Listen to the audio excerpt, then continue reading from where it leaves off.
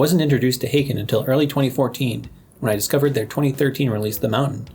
I loved that album and immediately listened to the rest of their discography. Later that year, they released their EP Restoration, which was an awesome look into their past, reimagining and re-recording songs from their demo with higher production quality. Now, nearly 2 years later, we're graced with a new full-length album called Affinity. If you followed Haken's Facebook page closely in January of this year, you might have seen them post a few times about the name and content of the album in the form of troll posts, which were absolutely hilarious. If not, let me explain. First, they posted a music video, We're All Riding in Our Minivan, from the Tim and Eric Show, jokingly claiming that it was their new album. Second, they posted a picture of them holding a verbatim CDR with H4 written on it, stating, "Oh sorry, we didn't even tell you what our new album's called. Please welcome verbatim our fourth album, and here's the first copy." And third, they posted a screenshot of iTunes with the album verbatim playing with fake track names and track lengths, with a total runtime that would in fact not fit on a standard verbatim CDR. This picture was accompanied by the activity Playing Troll. Looking at the track names in the picture and comparing them to the actual album, a lot of them actually match up. Initiate equals Prevarication Overture, 1985 equals Literatropolis Part 7, The Architect equals Word Forward, Earthrise or Lapse could equal Sic Bruv or Ipis Imis Verbis, The Endless Knot equals The Very Table. And no idea what the 15-minute 34-second song, the verbatim, is supposed to be. It would be interesting to hear what that actually was. The comments on these posts were entertaining as well.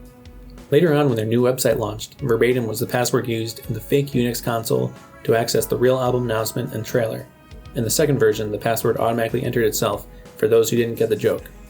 It's always nice to see bands not take themselves too seriously and have fun with their fans. Now let's get to the content of the album.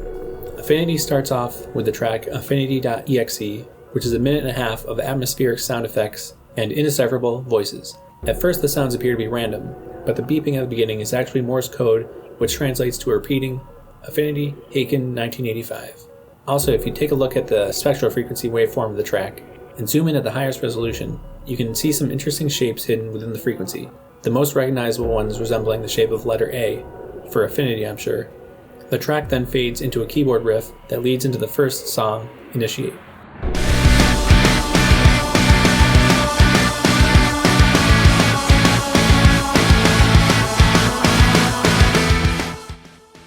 This is the first single that the band released as a music video before the album's release. Initiate is a pretty straightforward Haken song. It has great driving riffs and smooth layered vocals, with some softer moments to break it up. Although it's not quite indicative of the overall sound of the album, it's definitely a familiar sound to fans of the band and a solid opener.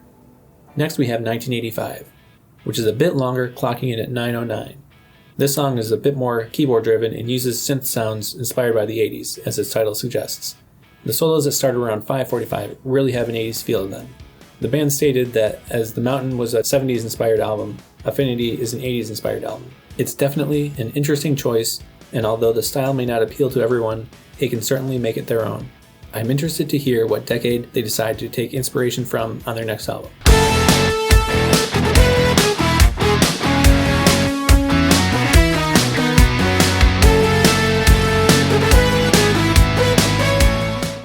Lapse is another pretty straightforward song, with some great solos in the middle, backed by some solid bass playing by newest member Connor Green. This song has a really nice groove.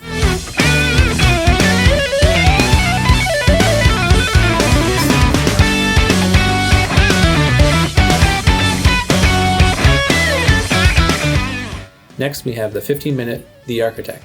The intro to this song has great build-up into some chugging riffs, switching back and forth between softer and heavier passages in true prog fashion.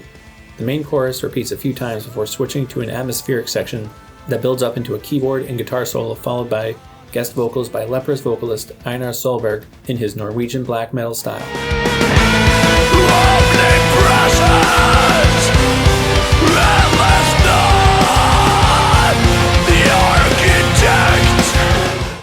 The rest of the track remains heavy with some dark synth and guitar sounds, drawing on the tone the harsh vocals set.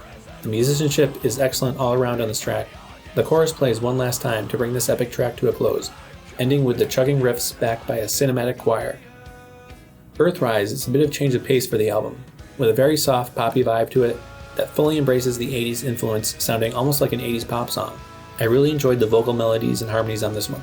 The song also plays with some interesting guitar sounds too, especially the clean strumming part during the lyrics 2 steps back, 1 leap forward. 2 steps back, 1 leap forward. You let your shackles fall with grace, still counting on that wish you made. While some of the other songs with their complexity took a few listens to fully appreciate, this song I got into immediately with its catchy vocals and rhythm.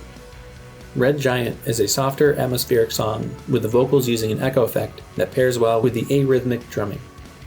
While one of the more simplistic songs on the album, it definitely has some depth to it. The Endless Knot starts out with a nasty keyboard riff, which is then accompanied by some gent guitars. After a few melodic passages, the keyboard returns with even heavier sound, turning into dubstep while battling the gent guitars. Then a melodic guitar solo comes out of nowhere.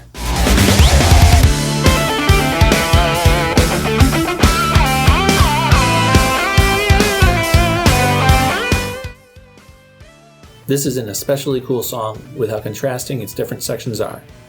The final track, Bound by Gravity, begins with some soft, soothing piano and acoustic guitar that builds up into a really deep sound.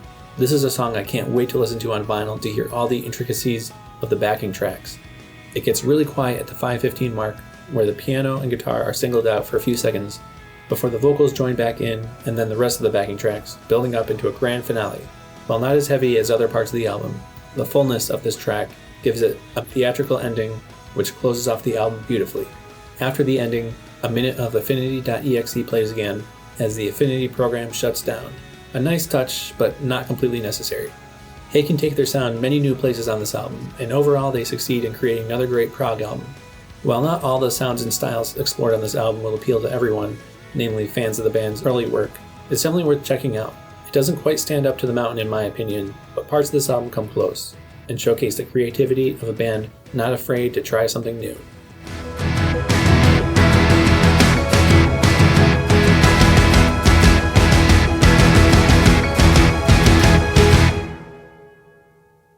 Thanks for watching, guys. If you have any feedback, please leave a comment below, and make sure to subscribe for more. Also, check us out on canthisevenbecalledmusic.com for more reviews. See ya!